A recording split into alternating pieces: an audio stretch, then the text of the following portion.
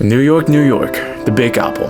Broadway shows the city never sleeps. Well, let me tell you, they couldn't have been more precise. Ever since I landed in New York, I immediately felt the vibrant, unparalleled energy coming straight from the city. The colossal towers, the overly crowded streets, chaotic traffic topped with the shining lights, it all took my breath away. And after a full week dissecting every corner of Manhattan, I would be disappointed by myself if I didn't make a video about how the experience in New York City made me feel. So, without further ado, here's how New York changed my mindset.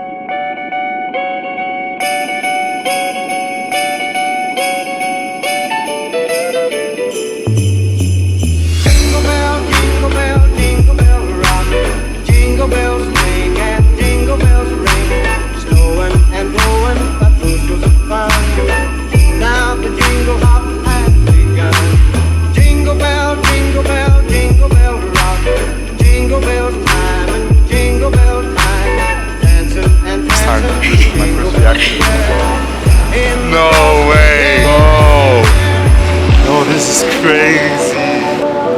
Oh my god! Oh my god! You feel so small! You feel so small here. It's crazy. Go to NYU soon. Ho ho ho!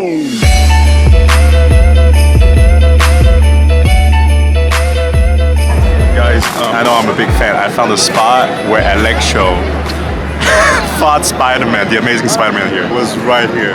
Crazy. I'm freaking out. Feels like Spider-Man is real once you go to New York for the first time. It's crazy. It's crazy.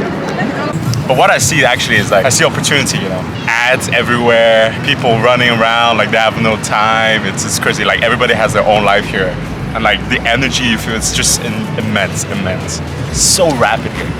You know, when you stroll around Manhattan, your neck kind of gets tired and a bit stiff because you look up at the sky and gaze at huge towers around you. You can't help but possibly think about how the people somewhere up in some random floors of a tower make a living. Were they just being lucky by being born in a financially stable family and got help from their parents? Or did they just grind it out by themselves and had absolutely reached rock bottom but still managed to be extremely successful later on?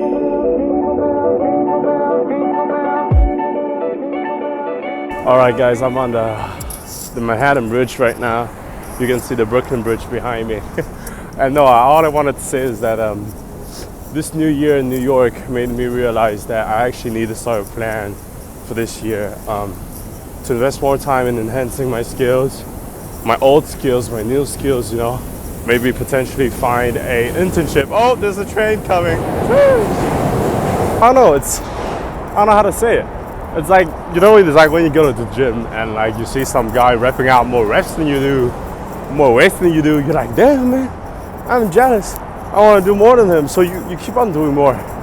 And you know, in New York, when you see people with their fancy suits, you know, living conveniently in Manhattan and everything, everybody getting like expensive food and, you know, just being financially stable.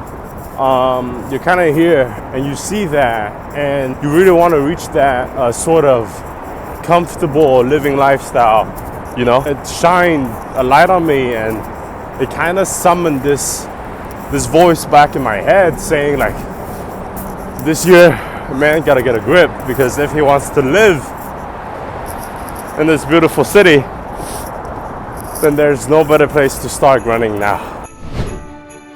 Over the past week, believe it or not, I've been surviving on $1 pizzas and cheap tacos in New York, since living expenses are quite expensive here. I also booked an Airbnb outside of Manhattan, which only costed me approximately $30 a night, and which I had to take the bus back every time when I would finish my day from Manhattan. It's called New York on the budget. New York on the budget.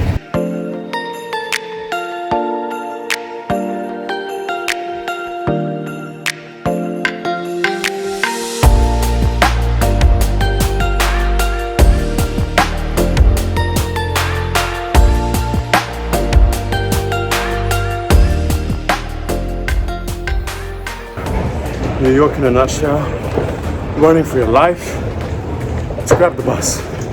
And yes, when you are broke as a student, you would have to do all your traveling on a budget, which in a way is really fun as well. but I can't imagine myself going on a vacation like this for the rest of my life. When I think of it, sometimes my unconscious tends to buy cheap things, cheap food, because I know that I'm using my mom's money, and therefore I feel a bit guilty when I do give myself a treat, even though it is money that she gave me. But I'm in this like weird state of mind where I'm always thinking of repaying her all the time, and of course, like, even though it's the money that she gave me, I still feel the sense of responsibility, you know? And I know like she doesn't really want me to always feel that constant pressure, and I know as well. So it's a weird state of mind, but yeah, man, New York does things to your mind, I guess.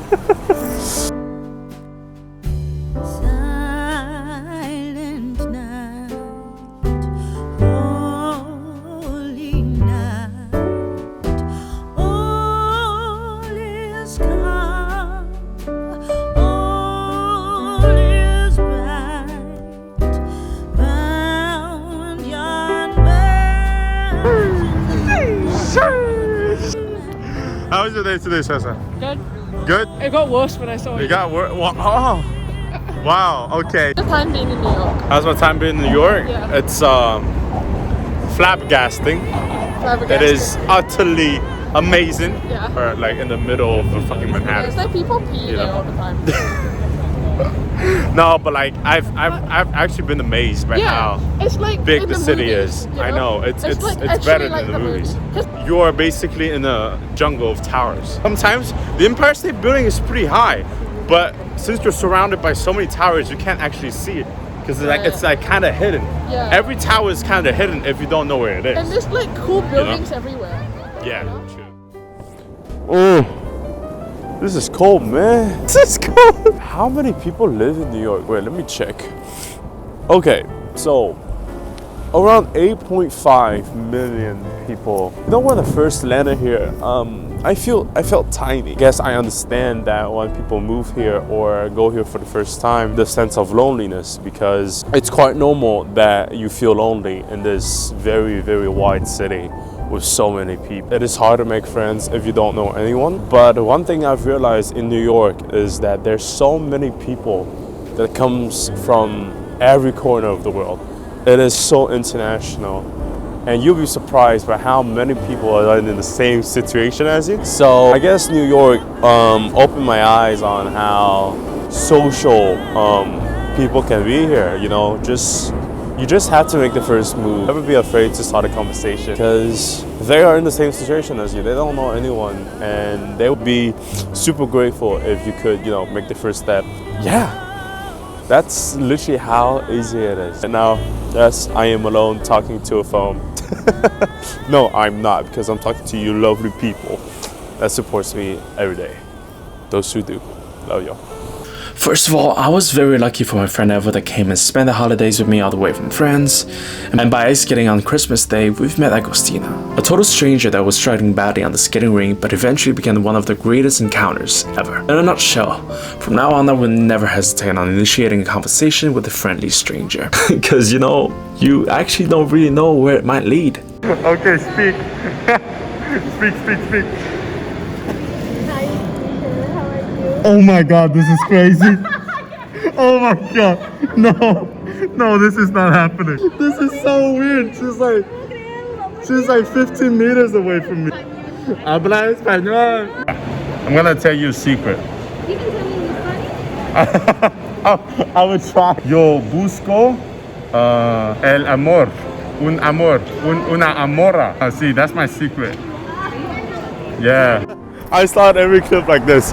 Freezing to death. You're here, it's cuffing season, but you're not cuffed. You're not with anyone. It's a bit sad.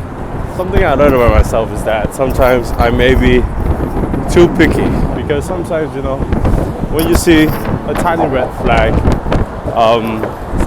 I tend to walk away, you know. I really want to go through seasons with a special somebody. I guess I need to be more accepting of who that potential person might be, even though they have principles or values that are stuff that I don't really agree with, but stuff that we can potentially, you know, grow with each other and understand each other more. Give a chance to a contrast between beliefs and everything. Be more open-minded, that people are different and it's okay to, you know, have somebody like that on your side. And the other day, some YouTuber on Times Square went up to me and asked if he could interview me. And here's a little clip. And I've seen a lot of movies shot here, so it's always been my dream. So yeah, that's why I came here. Yeah. I'm sure. So yeah. Seeing his mate taking the time out of his day trying to help him being his cameraman sparked something to me. It's clear now that I've persuaded myself that if one day I want my channel to be successful and reach a wide audience, I would have to need the help of others. I would probably need the team. Basically what I'm trying to say is that New York gave me a clear vision of always accepting the help of others, and I'll always have the mindset of doing everything on my own. And that's why me and you, we should never be afraid from now on, just to make a move.